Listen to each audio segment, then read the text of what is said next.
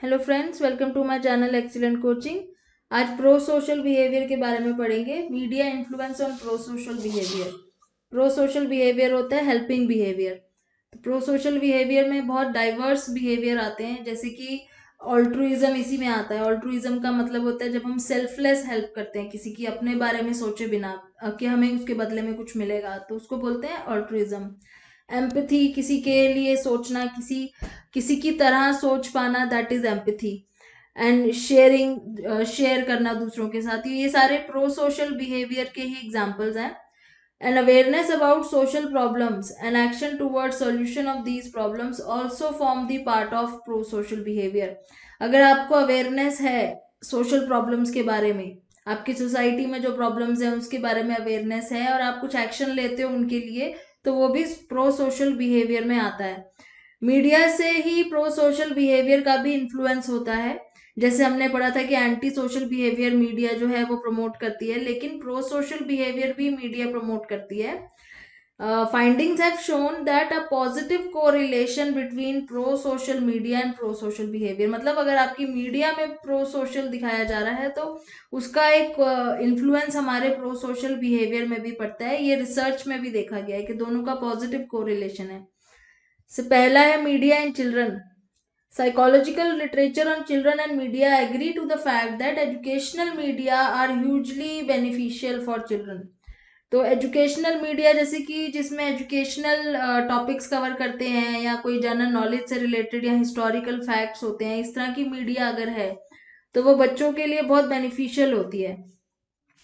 Greenfield, for example, has shown that screen presentation of educational material can be highly successful।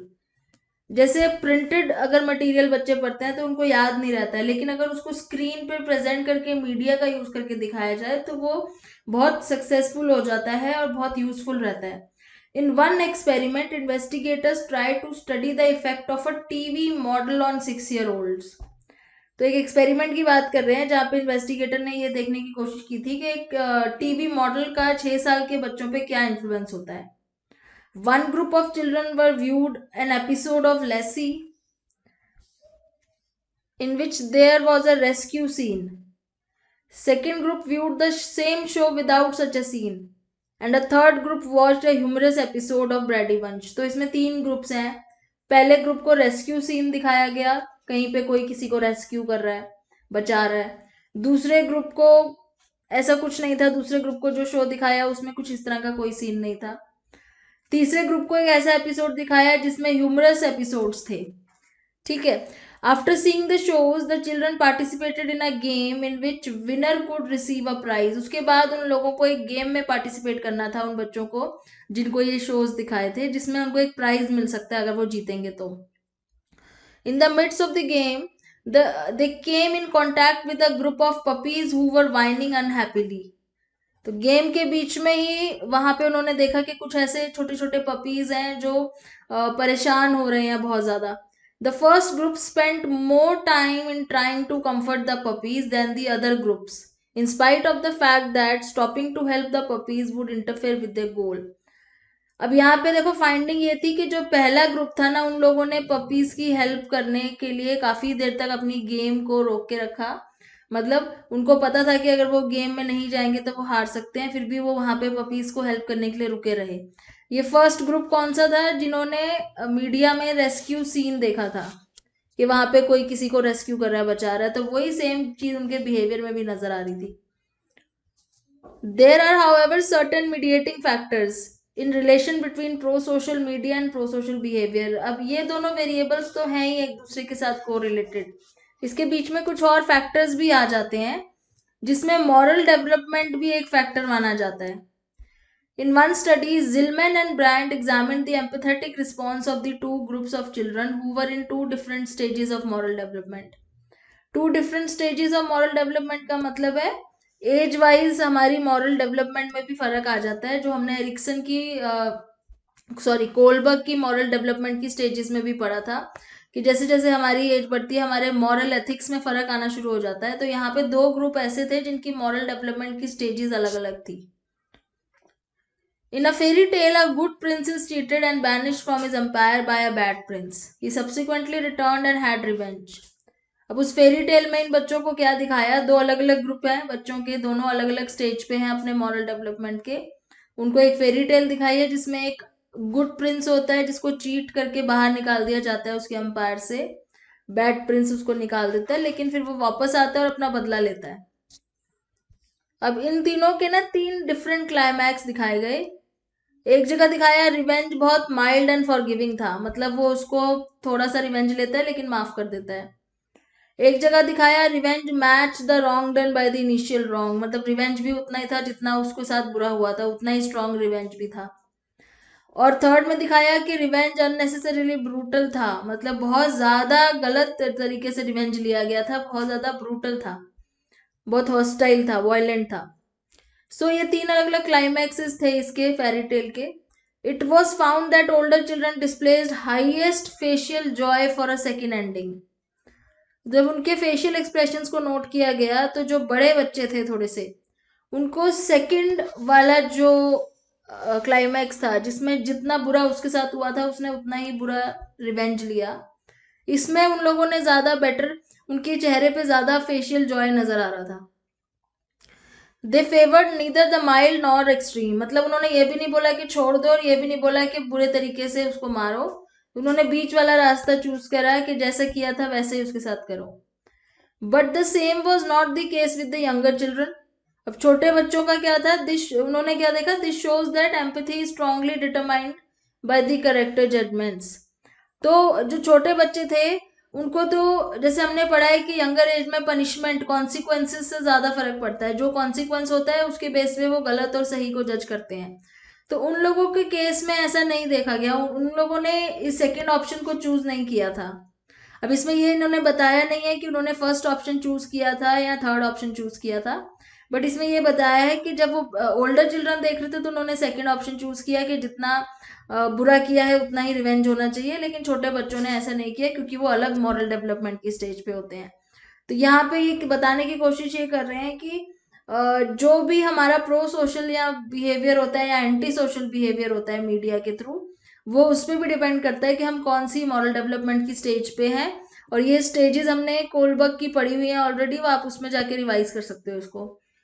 Second point आ जाता है sensitization to social problems. Media के through sensitization बहुत होती है क्योंकि कई बार हमें पता भी नहीं चलता कि किस तरह की सोशल प्रॉब्लम्स चल रही हैं. तो TV viewership increases the awareness of people towards various problems like HIV, AIDS, drug abuse, alcoholism. तो मीडिया से ही हमें पता चलता है कि कितनी प्रॉब्लम्स चल रही हैं, किस तरह की प्रॉब्लम्स चल रही हैं. In one study, Ananga Lavarkar of Janana Prabodhini Institutes of Psychology in Pune examined the degree of awareness pertaining to social problems among high school students in relation to media. यहाँ पे इन्होंने ये examine करने की कोशिश की कि कितनी अवेयरनेस है हाई स्कूल स्टूडेंट्स में. It was observed that the choice of media and children's awareness of social problems were positively related. मतलब जिनकी मीडिया से ज़्यादा एक्सपोजर था उनकी अवेयरनेस भी ज़्यादा थी. The students with larger exposure to masala movies had significantly less information. मतलब जो लोग न्यूज़ और डेली जो आपके जो आती रहती हैं, डेली न्यूज़ आती रहती है, इंफॉर्मेशन आती रहती है, उस पर्टिकुलर मीडिया को जो बच्चे देखते थे उनकी अवेयरनेस ज़्यादा थी. और जो बच्चे सिर्फ बॉलीवुड मूवीज वगैरह को ही देखना पसंद करते थे उनकी अवेयरनेस बहुत कम थी सोशल प्रॉब्लम्स को लेके. Also the students who prefer to read mostly the sports and movie supplements of newspaper had significantly less information. तो और जो बच्चे अगर सिर्फ स्पोर्ट्स या मूवीज के बारे में ही पढ़ते थे न्यूज़पेपर में, उनकी भी सोशल प्रॉब्लम को लेके इन्फॉर्मेशन बहुत कम थी, नॉलेज बहुत कम थी, as compare to those who prefer science supplement. मतलब किससे कंपेयर करके बोल रहे हैं, उन लोगों से जो साइंस के रिलेटेड आर्टिकल्स पढ़ते थे. तो कहने का मतलब ये है कि किस मीडिया को आप फॉलो कर रहे हो उस पर भी डिपेंड करता है कि आपकी सोशल अवेयरनेस कितनी है. तो मीडिया क्या है, लवर्कर argues that media is use properly and methodically according to the needs of different age group. तो मीडिया को अगर हम प्रॉपरली यूज करेंगे according to the needs of different age group तो वो बहुत अच्छे से इन्फ्लुएंस कर सकती है उनके एटीट्यूड को और उनके बिहेवियर को. थर्ड आता है health awareness. Media is an invaluable means of communicating information. Media has played an important role in promoting desirable behavior like road safety, handling electric equipments. तो किसी की सेफ्टी से रिलेटेड अगर कोई चीज़ है, जैसे हम लोग बहुत सारी एड देखते हैं जिसमें वो हमें बार बार कुछ रूल्स एंड रेगुलेशंस के बारे में याद दिलाते हैं, रोड सेफ्टी से रिलेटेड हो गया या कुछ हैंडलिंग इलेक्ट्रिक इक्विपमेंट से रिलेटेड हो गया, और कोई ऐसे हेल्थ मैसेजेस हो गए जिस तरह से जिसमें वो हमें अवेयर करने की कोशिश करते हैं, जैसे एग्जांपल दिया हुआ है यहाँ पे HIV एड्स से, स्मोकिंग से, ड्रग एब्यूज से, तो इस तरीके से अवेयरनेस भी क्रिएट करती है media. How effective these campaigns? In a field experiment in Tanzania, Vaughan and his colleagues studied the effect of a soap opera transmitting a program about HIV on radio Tanzania. तो radio पे एक programme आ रहा था HIV के ऊपर. ये same चीज हमने पहले भी बात करी थी, सेम एक्सपेरिमेंट के बारे में हम पहले बात कर चुके हैं.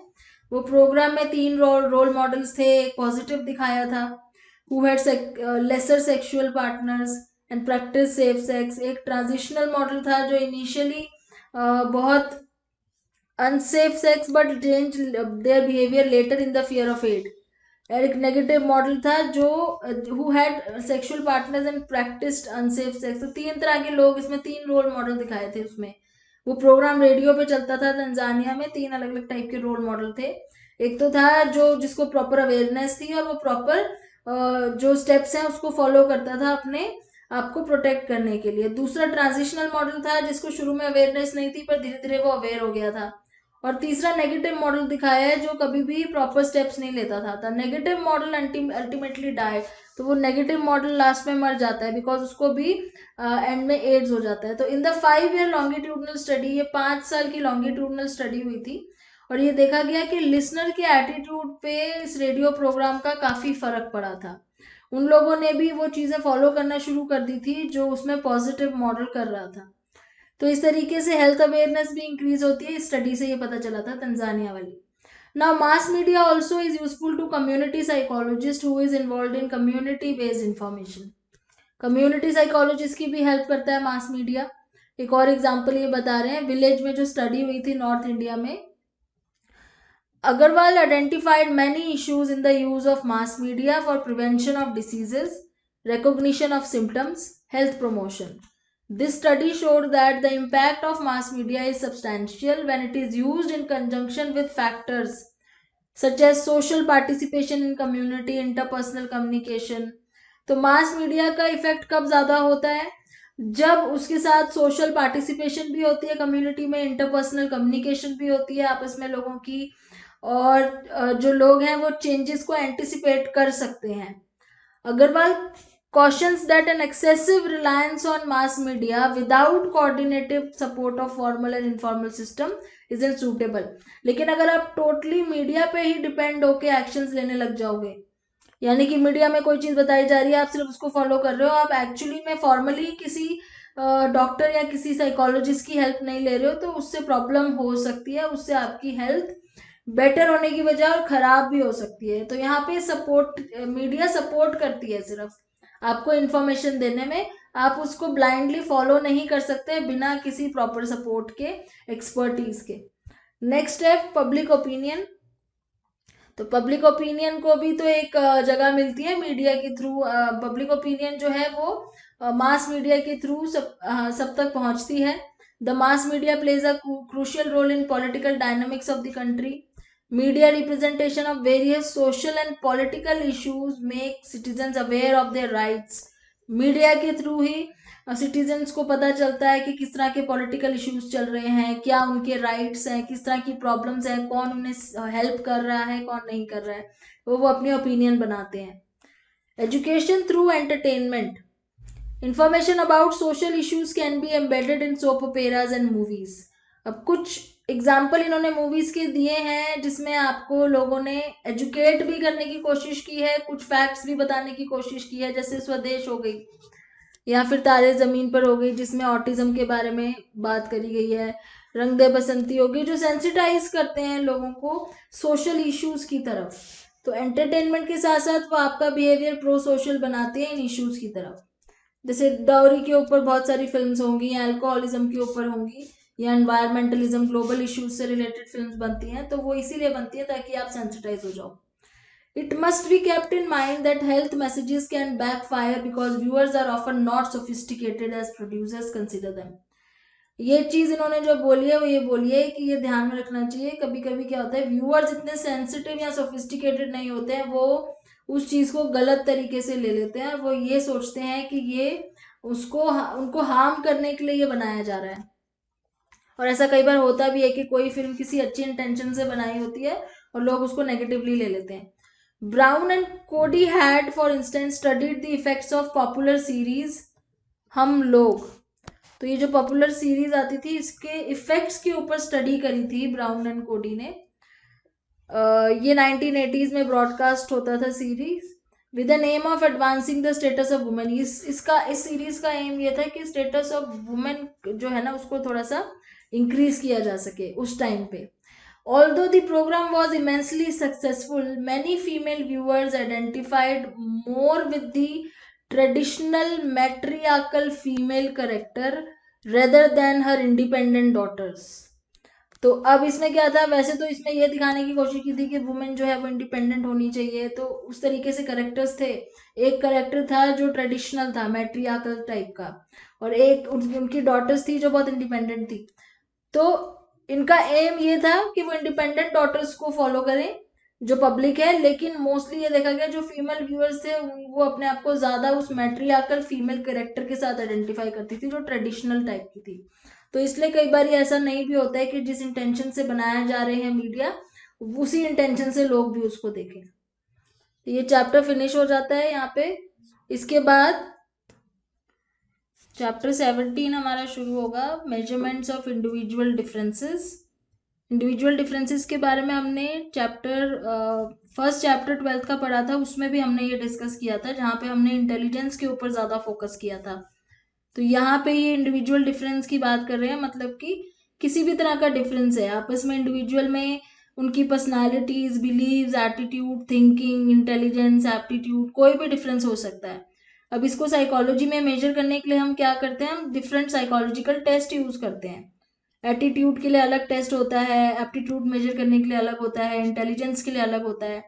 तो साइकोलॉजिकल टेस्ट हम यूज करते हैं जिसके बेस पे हम एक नॉर्म एस्टेब्लिश करने की कोशिश करते हैं. नॉर्म मतलब एक नॉर्मल क्या होगा, और ये जनरल पॉपुलेशन के जो टेस्टिंग होती है उसके बेस पे बनता है ये norm. And assesses an individual with respect to the norm. फिर जब वो नॉर्म डेवलप हो जाता है तो उसी नॉर्म का मतलब आप लगा लो एक एवरेज मानी जाती है. तो उसी नॉर्म के बेस पे सबकी मेजरमेंट होती है. अगर उस नॉर्म से वैल्यू ज़्यादा आती है लोगों के एटीट्यूड की, एप्टीट्यूड की, या जो भी चीज़ आप मेजर कर रहे हो, तो उसको हाई वैल्यू माना जाता है. उससे कम आए तो उसको लो माना जाता है. तो वो नॉर्म एक तरह का स्टैंडर्ड हो जाता है. Also it should be noted that any psychological test measures only one or a limited number of aspects. ये कह रहे हैं कि कोई भी साइकोलॉजिकल टेस्ट हो, या तो उसमें सिर्फ एक ही चीज आप टेस्ट कर सकते हो, जैसे इंटेलिजेंस का है तो आप सिर्फ इंटेलिजेंस ही टेस्ट करोगे, या और 2-3 चीजें हो सकती है पर लिमिटेड होती हैं. आप कोई ऐसा टेस्ट नहीं बना सकते जिसमें आप सब चीजें उनकी चेक कर लो, सब चीजें मेजर कर लो. The sum total of individual difference is so vast and widespread that it is not possible for a psychological test to measure all these aspects. तो एक ही टेस्ट में हम हर चीज नहीं कर सकते क्योंकि वास्ट है बहुत ज्यादा. Another significant aspect of individual difference is that when measured on a scale, differences of a normal population can be mapped into a graph. तो नॉर्मल पॉपुलेशन का एक ग्राफ बनता है जिसको हम नॉर्मल डिस्ट्रीब्यूशन कहते हैं, जो आपको यहाँ दिख रहा है, जिसमें मैक्सिमम पॉपुलेशन बीच में आती है और ये एक्सट्रीम है. तो ये इंडिविजुअल डिफरेंसेस हैं, चाहे वो इंटेलिजेंस के हों, चाहे परसेप्शन के हों, थिंकिंग के हों, किसी भी चीज़ की आप बात कर रहे हो, एक नॉर्मल पॉपुलेशन का ऐसा ग्राफ बनता है जिसको हम बोलते हैं normal distribution. In the above normal distribution, we see that a majority of people in the population lie within one standard deviation on both side. तो ये जैसे सेंट्रल लाइन है, इसके यहाँ और यहाँ मेजॉरिटी ऑफ पॉपुलेशन है इतनी, ये वाली सबसे ज्यादा पॉपुलेशन इतने एरिया में आ रही है, जिसको बोलते हैं वन स्टैंडर्ड डेविएशन. मतलब अगर ये बीच का पॉइंट 0 है तो इस तरफ 1 हो गया, इस तरफ भी -1 हो गया, दोनों साइड 1 आएगा. तो ये जो वन स्टैंडर्ड डेविएशन है इधर और इधर, इसी के बीच में इसी एरिया के बीच में मेजॉरिटी ऑफ पॉपुलेशन आती है, 1 स्टैंडर्ड डेविएशन, इस तरफ भी 1, इस तरफ भी 1. For example in an IQ test the number of people with IQ of 100, जिसको सेंट्रल टेंडेंसी लिया हुआ है कि जिन लोगों का 100 IQ होगा वो इधर आएंगे सेंट्रल टेंडेंसी में. नंबर ऑफ एक्सट्रीमली रिटार्डेड और एक्सट्रीमली टैलेंटेड इज इक्वली लो. तो एक्सट्रीमली रिटार्डेड इधर आ जाएंगे, जो इस तरफ का एरिया इधर आ जाएंगे, एक्सट्रीमली टैलेंटेड इधर आ जाएंगे, जो बहुत ही कम होंगे. मैक्सिमम लोग इस तरफ आएंगे, इधर बीच में सेंट्रल टेंडेंसी पे, जिनका नॉर्मल IQ होगा. साइकोलॉजिकल टेस्ट की क्या कैरेक्टरिस्टिक्स होते हैं? A psychological test is a standardized and objective measure of a sample of behavior. तो ये टेस्ट जो है ये सैंपल पे किए जाते हैं और एक स्टैंडर्डाइज और एक ऑब्जेक्टिव मेजर होता है. मतलब एक स्टैंडर्डाइज होता है, स्टैंडर्ड होता है, ऑब्जेक्टिव होता है. Psychological test are just like any other scientific discipline trying to assess individual based on observation of carefully chosen sample of behaviour. तो ये साइंटिफिक जैसे साइंटिफिक एक्सपेरिमेंट्स होते हैं, साइंटिफिक स्टडीज होती हैं, वैसे ही साइकोलॉजिकल टेस्ट में इंडिविजुअल डिफरेंसेस को मेजर किया जाता है और एक सैंपल चूज करके उसके ऊपर करा जाता है. And the principal characteristics of psychological test are, ये उसकी कैरेक्टरिस्टिक्स हैं जिसको हम एक एक करके भी डिस्कस करेंगे. मेजर इंडिविजुअल डिफरेंसेस, इससे हमें इंडिविजुअल डिफरेंसेस पता चलते हैं, आपस में लोगों में किस चीज में कितना डिफरेंस है. They are standardise and establish norm, ये स्टैंडर्डाइज होते हैं और इनसे नॉर्म्स एस्टैब्लिश किए जाते हैं. आर ऑफ एवरेज डिफिकल्टी, इनकी डिफिकल्टी टेस्ट की एवरेज होती है. ये बहुत हाई डिफिकल्टी वाले टेस्ट नहीं होते कि लोग ना कर पाए, क्योंकि ज्यादातर लोगों की एवरेज ही होती है हर चीज, तो ये भी एवरेज डिफिकल्टी के होते हैं test. Are theoretically objective and always aim towards the goal of ability. तो ये ऑब्जेक्टिव टेस्ट होते हैं, ये सब्जेक्टिव नहीं होते. ऑब्जेक्टिव का मतलब है कोई भी इस टेस्ट को अगर आके वो करेगा, एडमिनिस्टर करेगा, तो वो एक ही तरीके से उसकी स्कोरिंग करेगा, अपने अपने तरीके से स्कोर नहीं करेंगे. तो ऑब्जेक्टिव टेस्ट होते हैं सारे. तो ये वाली चीजें एक एक डिटेल में कर लेते हैं. पहले स्टैंडर्डाइजेशन की बात करेंगे. Standardisation means that there is an uniformity of procedure in administering and scoring the test. Standardisation का मतलब क्या होता है कि कोई भी आके इस टेस्ट को एडमिनिस्टर करे, वो उसी तरीके से करेगा, चाहे वो कोई भी हो, XYZ कोई भी पर्सन आ जाए, कोई भी साइकोलॉजिस्ट आ जाए, उसका टेस्ट एडमिनिस्टर करने का तरीका सेम होगा, स्कोरिंग का तरीका सेम होगा. ऐसा नहीं है कि अगर मैं किसी के ऊपर टेस्ट कर रही हूँ अगर, तो मैं अपने तरीके से करूंगी, कोई और करेगा तो अपने तरीके से. स्टैंडर्डाइजेशन का मतलब ही यही होता है कि सब हर एक ही तरीके से उसको करेंगे, फॉलो करेंगे. Various conditions in the testing process must be controlled, और जो उसमें चीजें कंट्रोल्ड होनी चाहिए, जो वेरिएबल्स होने चाहिए, जो कंडीशंस कंट्रोल्ड होनी चाहिए, वो सब करेंगे in order to make the score of different individuals comparable. तो जैसे अगर आप किसी एक इंडिविजुअल की इंटेलिजेंस टेस्टिंग किसी लैब में कर रहे हो और उससे आप कंपेयर करने के लिए दूसरे इंडिविजुअल की टेस्टिंग कर रहे हो, तो आप उसको भी लैब में ही करोगे. आप ऐसा नहीं कर सकते कि एक पर्सन को तो आपने लैब में बुला लिया, दूसरे को उसके घर में जाके आप टेस्ट कर रहे हो. उस केस में क्या होगा, कंडीशंस बहुत डिफरेंट हो जाएंगी लैब और होम की, तो वो स्टैंडर्डाइजेशन नहीं कहलाएगी. स्टैंडर्डाइजेशन के लिए आपको दोनों को ही लैब में बुला के वहीं पे सिमिलर कंडीशंस में ही टेस्ट लेना पड़ेगा, तभी आप उन दोनों की इंटेलिजेंस को कंपेयर कर सकते हो. एग्जाम्पल इन्होंने भी दिया हुआ है. Suppose a teacher teaches a topic in more detail in one section of a class, lesser detail in another section. Both sections are given the same academic test. The scores of the former section will be higher and normal than the normal that of the later. तो ये बहुत simple सा example इन्होंने दे रखा है. जैसे मान लो कोई एक टीचर है, वो 2 सेक्शंस को पढ़ाती है. एक सेक्शन में तो उसने बहुत डिटेल में पढ़ा दिया और एक सेक्शन में उसने बहुत जल्दी जल्दी टॉपिक कवर करा दिया. टेस्ट दोनों के लिए सेम है, तो ऑब्वियसली जहाँ पे उसने डिटेल में पढ़ाया है वहां के बच्चों के नंबर नॉर्मल से ज्यादा आएंगे, हायर आएंगे. दूसरे सेक्शन में नंबर कम आएंगे बच्चों के, क्योंकि वहां पे उस टीचर ने थोड़ा सा फास्ट पढ़ा दिया था. तो क्या हम उन दोनों सेक्शंस को कंपेयर कर सकते हैं? नहीं कर सकते, क्योंकि उन दोनों की कंडीशंस हमने कंट्रोल नहीं की. कंडीशंस कंट्रोल करने के लिए हमें क्या करना है कि जितनी देर टीचर वहां पढ़ा रही है उतनी देर ही उधर पढ़ाएगी. जो टॉपिक उसने एक सेक्शन में लिए वही टॉपिक वो दूसरे सेक्शन में लेगी. जो कंटेंट उसने उधर कवर किया वही कंटेंट उधर भी कवर करेगी. और ड्यूरेशन भी सेम होनी चाहिए, टीचर भी सेम होनी चाहिए. ये सारी चीजें कंट्रोल करनी है. और कुछ एक्सट्रेनियस वेरिएबल भी होते हैं कई बार, जैसे उस सेक्शन में क्या हुआ, बीच में कोई आ गया और टीचर का टाइम वेस्ट हो गया, तो वो एक एक्सट्रेनियस वेरिएबल होता है जिससे उस क्लास का स्कोर खराब हो सकता है. तो ये सारी चीजें हमें कंट्रोल करनी पड़ती है. The scores won't be comparable. अगर दोनों सेक्शन में कुछ भी अलग हो जाता है तो स्कोर आप कंपेयर नहीं कर सकते उन दोनों सेक्शन का।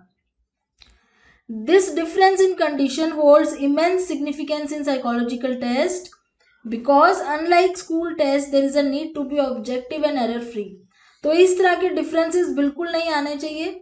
स्कूल के स्कोर्स में ये डिफरेंसेस फिर भी नजर आते हैं क्योंकि वहां पे कुछ भी कंट्रोल नहीं होता है। कभी ऐसा होता है कि एक जगह पे सिलेबस जल्दी चल रहा है, एक जगह पे लेट चल रहा है, तो वो सब चीजें स्कूल में हो सकती हैं। लेकिन अगर आप किसी साइकोलॉजिकल टेस्ट को कर रहे हो एडमिनिस्टर, उसमें आप ये सब चीजें नहीं अफोर्ड कर सकते क्योंकि उसमें आपको ऑब्जेक्टिविटी और एरर फ्री रिजल्ट्स देने होते हैं। तो उसके लिए ये बहुत जरूरी है कि आप यूनिफॉर्म टेस्टिंग कंडीशंस रखोगे। सेम टेस्टिंग कंडीशंस होनी चाहिए हर एक पर्सन के लिए जिसके ऊपर भी आप वो टेस्ट एडमिनिस्टर कर रहे हो। The test constructor has to provide detailed instruction. तो जिसने भी वो टेस्ट बनाया है उसको, उस बंदे को पूरी डिटेल इंस्ट्रक्शन देनी है कि जब वो टेस्ट करेगा किसी को तो उसमें क्या क्या चीजें कंट्रोल्ड होनी चाहिए। नॉर्मली स्टैंडर्डाइजेशन इंक्लूड्स सच फैक्टर्स एज मटीरियल्स एम्प्लॉयड। जो मटीरियल यूज हो रहा है वो सबके लिए सेम होना चाहिए। जो टाइम लिमिट है वो सबके लिए सेम होनी चाहिए। जो क्वेरीज वो हैंडल कर रहा है, जो क्वेरीज वो सॉल्व कर रहा है, जो टेस्ट ले रहा है, वो सबके लिए सेम होना चाहिए। इंस्ट्रक्शंस भी सेम होनी चाहिए सबके लिए। और कोई कंडीशन अगर और है उस चीज में, तो जैसे अगर आप मेजर कर रहे हो इमोशनल अराउजल, एग्जाम्पल दे रहे हैं again, when you are measuring emotional arousal, for example the social density. Social density मतलब भीड़, कमरे में कितनी भीड़ है, नॉइस लेवल कितना है, ये सब चीजें सेम होनी चाहिए। Ideally the surrounding must also be standardize. किस कमरे में वो बैठा है वो भी सेम होना चाहिए, सराउंडिंग भी सेम होनी चाहिए। लाइट, किस तरह की लाइट है वहां पे, किस तरह की वेंटिलेशन है, क्या उस टाइम एसी चल रहा था जब पहला पर्सन आया था और दूसरा पर्सन जब आया तो एसी बंद था, ये सब चीजें नहीं होनी चाहिए, सेम होना चाहिए एकदम। फ्रीडम फ्रॉम डिस्कम्फर्ट, डिस्ट्रैक्शन, कुछ भी अलग नहीं होना चाहिए, तभी आपके जो टेस्ट है वो स्टैंडर्डाइज माने जाएंगे। ये हो गया स्टैंडर्डाइजेशन। दूसरा आता है नॉर्म, जिसके बारे में बार बार बात होती है जब भी साइकोलॉजी टेस्ट की बात हो रही है। तो नॉर्म क्या है? The goal of a standardization is to enable the test giver to compare the test taker with others. तो जैसे एक सब्जेक्ट है, पार्टिसिपेंट है, उसका स्कोर दूसरों से कंपेयर करेगा तभी तो वो बताएगा। साइकोलॉजी में जीरो से शुरू नहीं होता कुछ भी, तो आप कभी जीरो से तो कंपेयर कर नहीं सकते। किसी का स्कोर अगर आया 120 तो आप उसको ये नहीं कह सकते कि आपका स्कोर बहुत अच्छा है क्योंकि जीरो से बहुत दूर है। क्योंकि साइकोलॉजी में जीरो कुछ नहीं होता है, किसी की इंटेलिजेंस जीरो नहीं होती, किसी का एप्टीट्यूड जीरो नहीं होता। तो यहाँ पे हमें एक नॉर्म लेना पड़ता है जिससे हम कंपेयर करते हैं। तो कंपेयर करना है जब हमने स्कोर, तो हमें नॉर्म पता होना जरूरी है। अगर किसी का 120 है और नॉर्म 100 है तो आप बोल पाओगे आपका जो है नॉर्मल से ज्यादा है, हाई पे आ रहा है। किसी का 80 है, नॉर्मल 100 है, तो आप बोलोगे आपका नॉर्मल से कम है, एवरेज से कम है। तो नॉर्म तो पता होना चाहिए उसके लिए। So there are no absolute standard in psychology. Absolute standard का मतलब जैसे जीरो एब्सोल्यूट वैल्यू है, इस तरह का कोई एब्सोल्यूट स्टैंडर्ड नहीं होता। Psychological test measures individual characteristics by comparing it with that of others. Psychology में कंपैरिजन से ही पता चलता है। There is no absolute scale, you get a scale when you compare. तो जब हम कंपेयर करते हैं तब हमारा स्केल बनता है। जब हम लोगों का डिफरेंसेस कंपेयर करते जाते हैं, जितना ज्यादा हम परफॉर्म करेंगे टेस्ट, उतना हमारा स्केल बनता जाएगा। The average performance is called normal और द नॉर्म। तो नॉर्म जो वर्ड है वो कुछ भी नहीं है, उसका मतलब नॉर्मल ही होता है। If your score deviates from the norm, the extent of divergence determines how abnormal your performance is.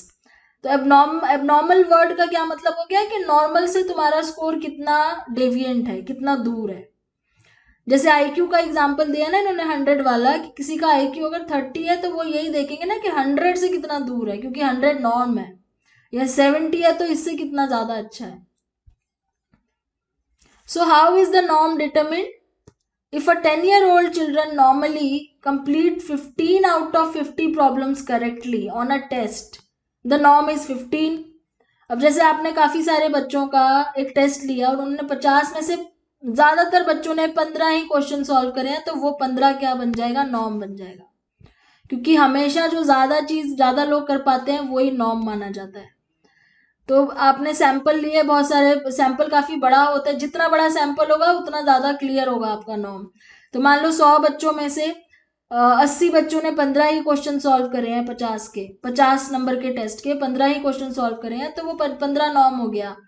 आप ऐसे ही अगर 100 की जगह आप 500 बच्चों का टेस्ट लो, उसमें भी 15 ही क्वेश्चन कर पा रहे हैं बच्चे, तो आपको और क्लियर हो जाएगा कि 15 ही नॉर्म है। तो जितना बड़ा सैंपल होगा उतना अच्छा नॉर्म बनेगा। To determine the norm, the test constructor administer the test to a large representative sample. तो लार्ज होना चाहिए सैंपल, उतना क्लैरिटी आएगी। Example, if a test is constructed to assess the degree of cognitive deprivation in a child from slum background of urban India, the test administrator, the test constructor administers it to a representative sample which may be children of a few slums of Delhi, Mumbai, Kolkata। तो अगर किसी slum area के बच्चों पे आपने कोई test करना है तो उसमें आप सैंपल कहाँ कहाँ से लोगे, जो दिल्ली के स्लम एरिया के लोग हैं, ये अर्बन की बात कर रहे हैं, अर्बन एरिया की। तो दिल्ली के स्लम एरिया में रहने वाले कुछ बच्चे हो गए, मुंबई के हो गए, कोलकाता के हो गए, इस तरीके से आप अपना सैंपल लोगे और उनके स्कोर्स कैलकुलेट होंगे और उनसे नॉर्मल स्कोर का पता चलेगा। तो इस तरीके से स्टैंडर्डाइजेशन ऑफ नॉर्म्स करे जाते हैं, एस्टैब्लिश। नेक्स्ट वीडियो में अब हम पढ़ेंगे कि आगे डिफिकल्टी, ऑब्जेक्टिविटी वगैरह कैसे होती है इसमें। Thanks for watching.